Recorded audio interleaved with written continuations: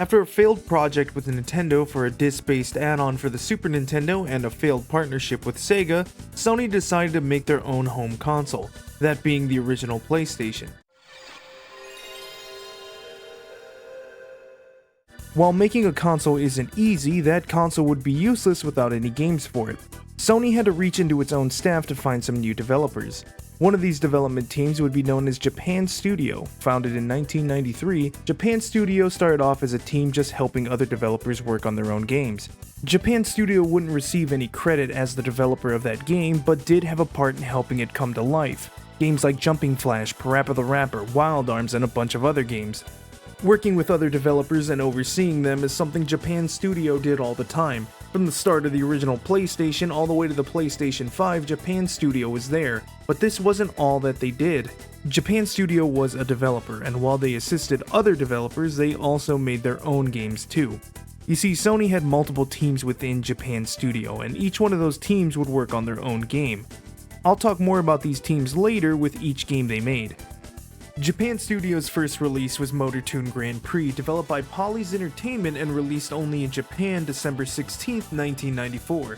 Motor Toon Grand Prix would be directed by Kazunori Yamauchi, and this guy could have a video all on his own, but we'll talk more about him later in his much bigger project. Motor Toon Grand Prix would try to have realistic physics for its controls, and that's kinda weird for a cartoon racing game, but that's what Yamauchi and his team wanted. Motor Toon Grand Prix wouldn't sell well enough for Sony to have the game brought to North America and Europe. However, the sequel, Motor Toon Grand Prix 2, would see release internationally. The number 2 in the title would be dropped for North America. Europe, on the other hand, would still keep the number 2 because they're different and they drive on the left side of the road in some countries. This is a fact. This is the reason 2 is placed in the title despite not having a prequel for this game.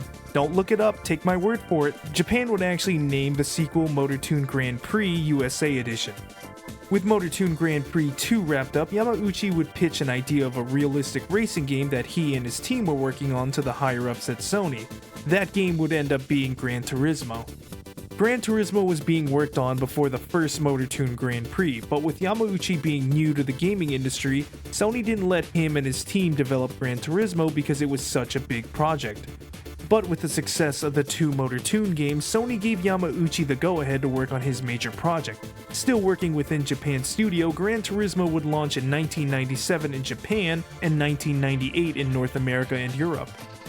Gran Turismo would be a major success for Sony and the PlayStation brand. With the success of Gran Turismo, Polys Entertainment would be rebranded as Polyphony Digital and would no longer be under Japan Studio, but now would be its own company.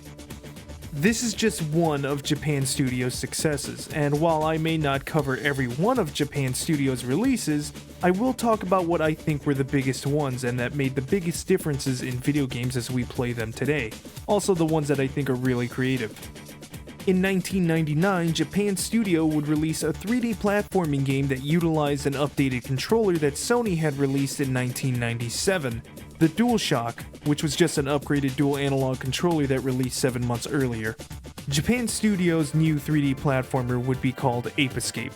Ape Escape was in development before the new DualShock was shown. It was during the design of the game that the development team had a meeting and learned about the new controller, and then after that meeting made the game around using this new controller. While Ape Escape wasn't the first game to use the DualShock, it would be the first game that would require you to have a DualShock to play.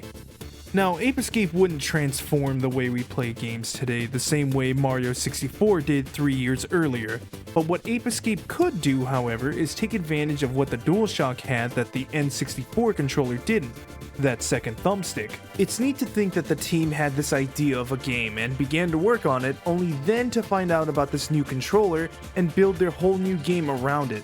Though it would be the controls and figuring out how to make them work for this new game and this new controller that would be the team's biggest challenge.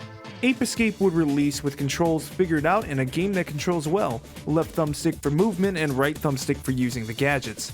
So far I've been talking about Japan Studio making one of the most popular sim racing games in the world, and creating a game that's made around using an extra thumbstick on a new controller, and somehow making it a very important part of the game, which isn't controlling the camera. I've also talked a little bit about Japan Studio helping and supporting third-party developers making games for the PlayStation.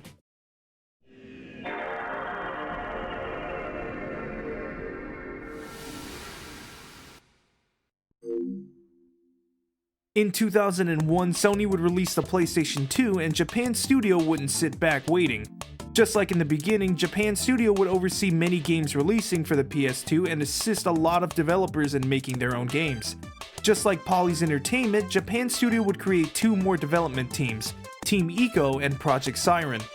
Team Ico would go on to make a game that has inspired so many people and how video games are created today. That game would be Ico, released September 24th, 2001, designed and directed by Fumito Ueda. Ico is an amazing game. I played Ico 2 years ago, so this opinion does not come from a place of nostalgia. It really is a marvel of a game. Ico is a puzzle game built around subtracting design, which is a neat way of saying minimalistic.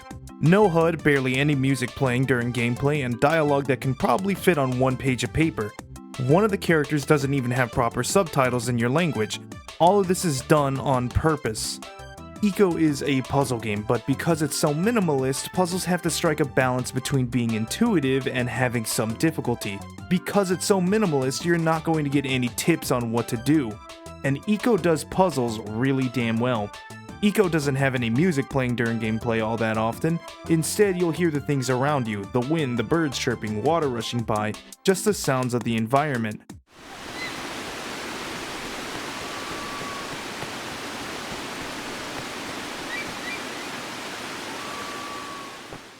All the enemies in Ico are just shadowy monsters. Why? Because it's simple, and that's what Ico is all about with subtracting design. It sold like shit in the US, and that could be because of its awful box art. It could also be that Ico just released at a bad time. Something else happened that month and year. Silent Hill 2 was released that month and year, so that probably siphoned some sales. During the lifespan of the PS2, Team Ico would also go on to create a game called Shadow of the Colossus, releasing October 18, 2005, 4 years after the release of Ico and about 3.5 years of development. So, how do you follow up a work of art that was Ico? How do you release something that's even close to it? Easy, you release another work of art. Want a game where you fight nothing but bosses? Fuck it, let's make it so you have to climb them too. The story of the game is pretty simple. Girlfriend died, scary voice tells you that you can revive her by destroying the statues by killing these giant colossi. And perhaps midway through your playthrough, you might even think to yourself, maybe, just maybe, I'm the bad guy for harming these otherwise peaceful creatures, as you stab your sword into the skull of your next victim. And that's what's beautiful about Shadow of the Colossus. There's a ton of things I can talk about with Shadow of the Colossus, but these are just my feelings about the game. I can go on and talk about the development of the game, like that it was planned to be an online-only multiplayer game, but this video is about Japan Studio, and so far, Japan Studio has released 2 fantastic games on the PS2, a few sequels to the Ape Escape games, along with some spin-offs. And during all of this, Japan Studio is still helping other developers release their games on the PS2. If you looked at some of the games Japan Studio had released up until now, you would see a fun platformer, a racing sim, and a beautiful single-player game that would change the gaming industry. So what was left to do, right? Horror. And as someone who used to be an expert at ignoring and purposely avoiding horror games, you can imagine my surprise when I found out the same developers who made my favorite PlayStation game also made a pretty damn scary horror game. Now, this may not be the same team that made Ape Escape, but who cares? Project Siren would be the team that would develop the horror stealth game called Siren. It was released April 20th, 2004 in North America. Project Siren was made up of some members from another small development team that made a pretty low-profile horror game called Silent Hill. The director for the original Silent Hill game was brought on to direct and co-write Siren. Like I said earlier, Siren is a horror stealth game, and the story revolves around a cult in a small village in Japan. You play as multiple characters in this game, and the cool thing about Siren is you have the ability to see the enemy's point of view, so you know when it's safe to move or not. And if you'd like to know more about Siren, you can watch this video where I talk about the whole thing. But to save you an hour and a half, Siren is a really difficult horror game with some really creative ideas and some really difficult puzzles. Siren did well enough that it would receive a sequel 2 years later for the PlayStation 2, and I haven't played that one yet, but apparently it's improved on a lot of the first game's problems. Siren 2 would be the last game Japan Studio would develop and release in North America for the PlayStation 2. Saru Get You, Million Monkeys, which was a spin-off for the Ape Escape series, would be the last game Japan Studio would develop for the PlayStation 2 in 2006.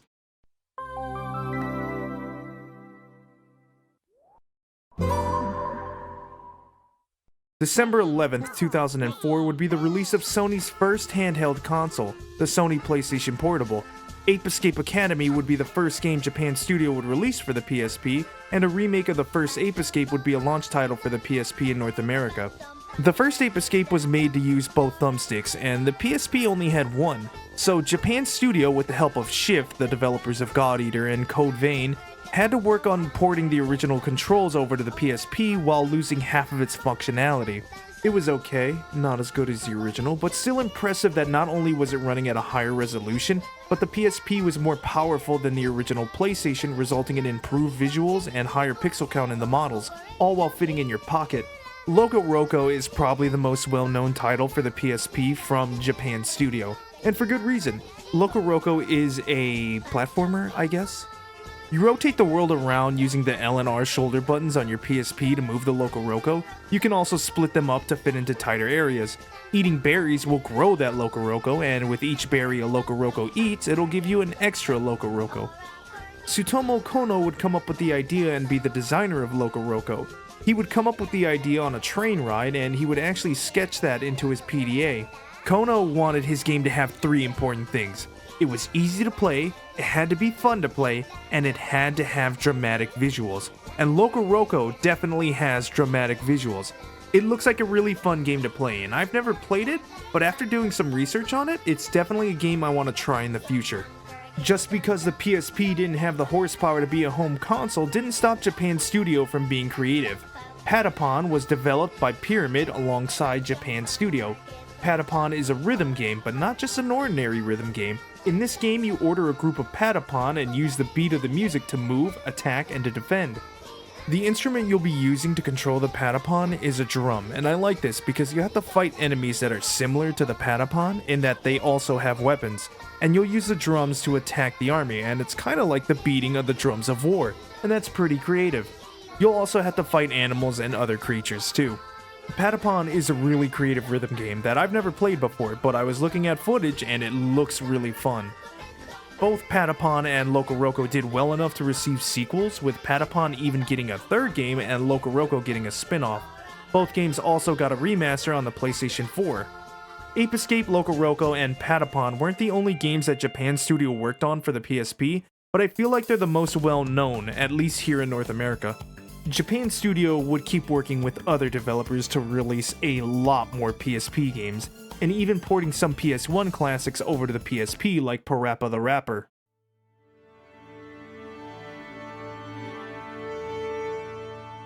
The PlayStation 3 would be a pretty different generation for Japan Studio, starting with Pyotama, a puzzle game where you match the colored eggs to make them disappear before they reach the top of the screen.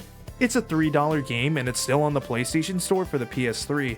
It's a really odd game seeing Japan Studio's history with all the other games they made, but this might have been something quick to pump out for the PlayStation 3. The whole generation of the PlayStation 3 was lacking anything close to what the PS2 era had for Japan Studio games. Japan Studio would remake the original Siren game without the superimposed faces. They would also have American characters, probably hoping for better sales in North America. Japan Studio would make a new Ape Escape game with the brand new PlayStation Move controllers at the time. This game would not be well received though.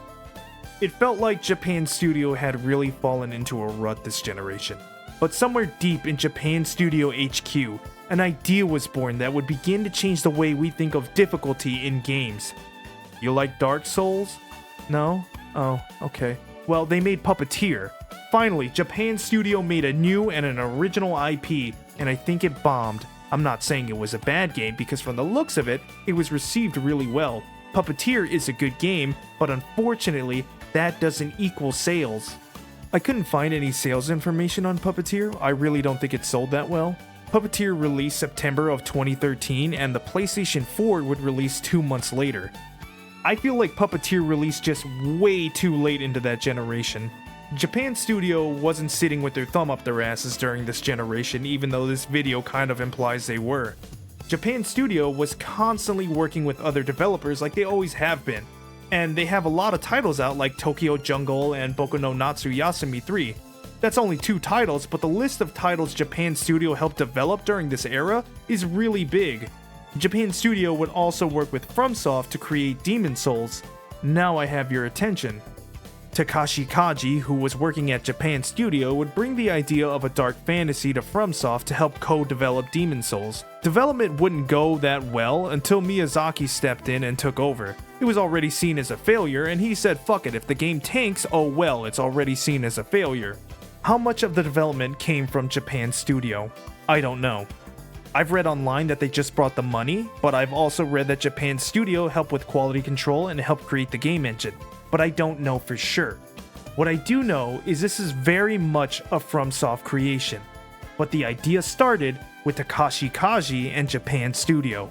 Also, Shuhei Yoshida, the president of PlayStation at the time, thought it was a bad game and didn't want to release it outside of Japan, but that's a story for another time. The PlayStation Vita was released December 17th in Japan and in February 2012 for everyone else. The Vita was Sony's second handheld console, and it sold so well that you can fill a bathtub with all the Vitas. The Vita didn't sell well at all, but that doesn't mean it wasn't a neat little console because the thing had an OLED screen in 2011. Japan Studio would do what they always do and work with other developers to release their games on the Vita. But the team Project Siren and Kichiro Toyama, the director of Silent Hill and Siren series of games, would be wanting to branch outside of horror games and gravitate towards something a little different. A colorful action-adventure game that had originally started development on the PlayStation 3 and would later move to the Vita. That game would be Gravity Rush, also known as Gravity Days in Japan. Don't play this game if you have motion sickness, you'll be found dead the next morning. I love Gravity Rush. It's a really cool game, and I've only played the sequel for now. It's really fun, it's a really colorful game, and it looks really nice. Gravity Rush would receive a remaster for the PlayStation 4, and that's the one I'm looking for because I don't want to buy a Vita just to play the first game. But that would be it for Japan Studio and the Vita. No new IPs would pop up, and nothing really outstanding would come after Gravity Rush.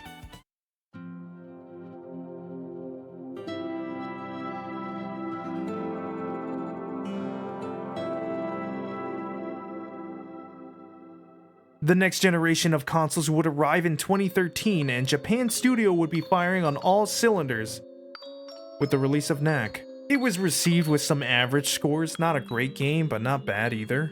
But they'd blow that shit out of the water with what came next. Teaming up with FromSoft again to create a completely new IP, Bloodborne was created. Japan Studio would be more involved this time around, and Bloodborne is just a fantastic game. This is just a damn good game, really, with some of the most creative bosses out of any Souls games I've played. Apparently, FromSoft wanted the game to run at 30 FPS because some of the design choices, but I'm pretty sure the PS4 probably couldn't get past 30. Hell, it barely hits 30 in some locations. And in March, it'll be 10 years since Bloodborne's release, and still no sequel or remaster in sight. Hell, we don't even have a port of the damn thing. I mean, you can emulate it, but what kind of monster would do that? Parle would do that. You're not the Dark Beast Parle, are you? Gravity Rush Remaster would release a year later in 2016, and I haven't played this one yet, but the sequel is pretty damn good. Also releasing in 2016 would be one of Japan Studio's most anticipated games. Team Ico would be working on a new game around 2007 with Fumito Uda, the director of Ico and Shadow of the Colossus, again directing this new game called The Last Guardian. Aimed at being released for the PlayStation 3, this game would be shown off at E3 2009 and would have a very rocky development. The PlayStation 3 was known to be pretty difficult to develop for and would cause the game to be pushed further and further back. Eventually, Fumito Uda would leave Sony and start his own company. But he would still help with The Last Guardian because Sony continued to work on it. Team Ico was already a small team inside of Japan Studio, so making this game was definitely going to take a while. But eventually, in 2015, The Last Guardian would make an appearance at E3 with the release date of 2016.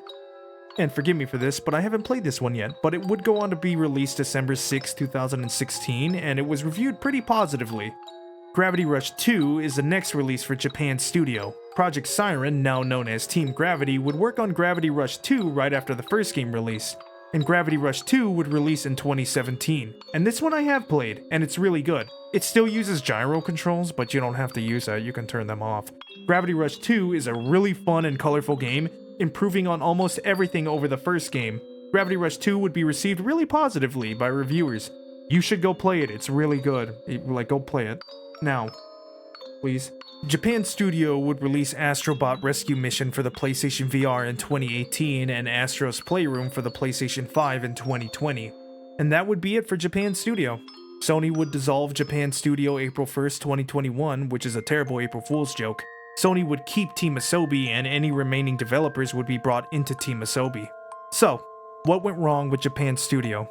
A developer that made insanely good games and pushed video games to new limits, with ideas that would come with different hardware, experimenting, minimalist design, complexity, simplicity, creativity, and knack. What went wrong? While I don't think that there was one thing that killed Japan's studio, slowdown definitely started with the PlayStation 3 era. Shuhei Yoshida, who oversaw Japan's studio, felt that Sony had begun to rely more on third-party developers to be system sellers for the PlayStation instead of Sony first-party teams. He would also say that with Japan studios, everyone would just work on their own thing and make games they wanted to create without any direction or ambition for them. This could mean that they had no ambition for them to sell well or to be a franchise, I'm not sure. Alan Becker, who was the head of Sony Santa Monica, would be brought in to lead Japan Studio in 2011. And in an interview, he would talk about how much bigger the gaming market is in the US and Europe, and that Japan Studio had to make something for the Japanese market while also being interesting enough to make sales in the US and Europe. Becker says that at Japan Studios, I think we had a lot of talented people, but for whatever reason we fell behind in terms of technology, and I think that started way back in the PS2 days and PS3. Alan Becker would also be choosing what games to cancel and which ones to continue developing and pouring resources into. And he chose knack. Sean Layden, who used to be the CEO of PlayStation, would be interviewed by IGN, and he would say that Japan Studio couldn't release hit games anymore, and that it had been so long since their last major game success that Japan Studio had just become stagnant. I don't know what the real reason is for Japan Studio's closure, but to me it sounds like Japan Studio wasn't making the money Sony was planning.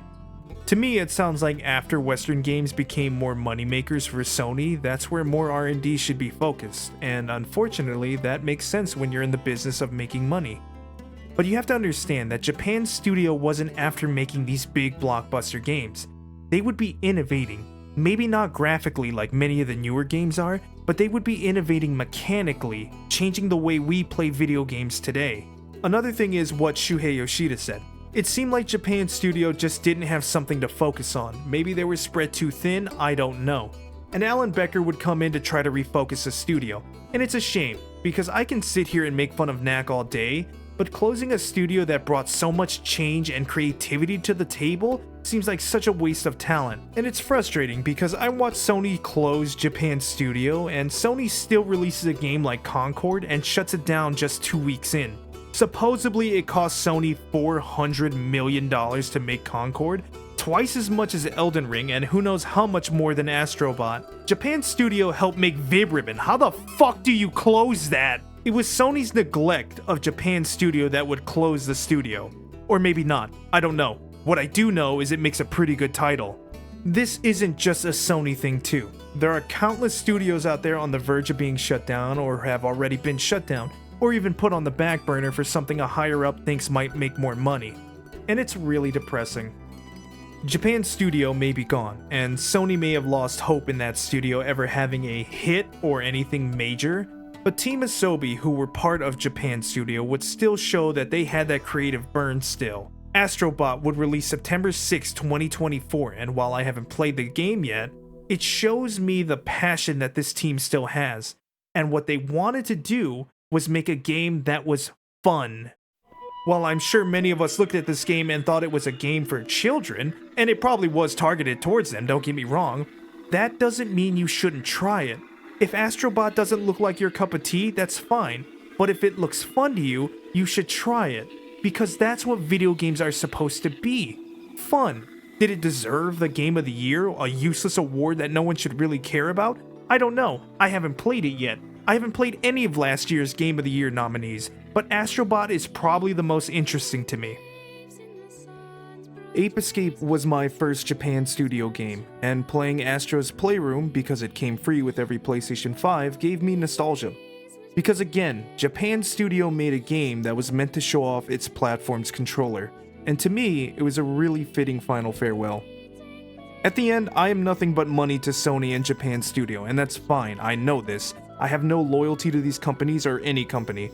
But the people behind these games and these development teams and developers have passion and faith behind what they're working on, and while Japan's studio isn't around anymore, their legacy and creations always will be.